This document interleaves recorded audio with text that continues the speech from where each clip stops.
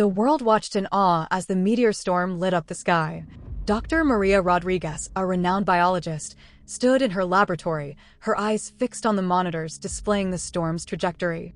She had spent years studying the effects of meteor storms on ecosystems, and she knew that this one was different. The storm's radiation signature was unlike anything she had seen before.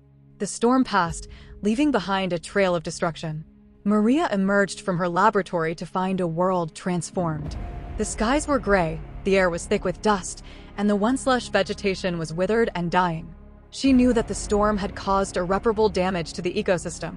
But it wasn't until she received a call from her colleague, Dr. John Taylor, that she realized the true extent of the disaster.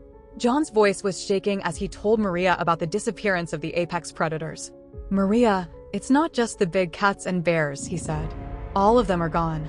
The wolves, the sharks, the eagles, everything." Maria's mind reeled as she tried to comprehend the implications. Without apex predators, the ecosystem would collapse.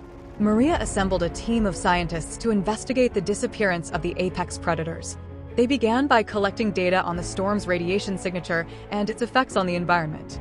They also started conducting autopsies on the few remaining predator carcasses, searching for clues. But the more they learned, the more questions they had. Maria's team discovered that the meteor storm had emitted a unique radiation signature, one that seemed to be linked to the disappearance of the apex predators.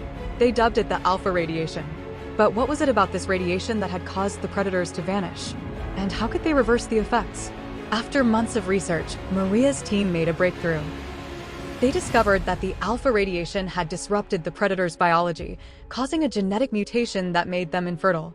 But they also found that the mutation was not uniform, and that some predators might have been resistant to the radiation.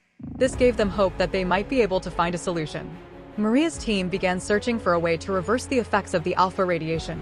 They experimented with genetic engineering, trying to create a counter-mutation that would restore the predator's fertility. But the process was slow and difficult, and they faced numerous setbacks. Just when Maria's team was about to give up, they received an unexpected visit from a representative of a cutting-edge biotech company. The company had been working on a top-secret project to develop a new form of genetic engineering, one that could potentially reverse the effects of the alpha radiation. They offered to collaborate with Maria's team, providing them with the resources and expertise they needed to find a solution. Maria's team, working with the biotech company, designed an experiment to test the new genetic engineering technique. They chose a small group of predators, ones that had been resistant to the alpha radiation, and subjected them to the counter-mutation. The results were astounding. The predators began to show signs of fertility, and soon they were breeding normally. Maria's team had done it.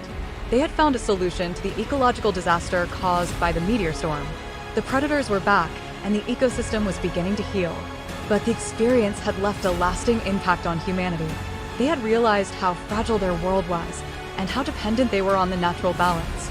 As Maria looked out at the restored ecosystem, she knew that this was just the beginning of a new era, one in which humans would work to preserve the balance of nature, rather than trying to control it.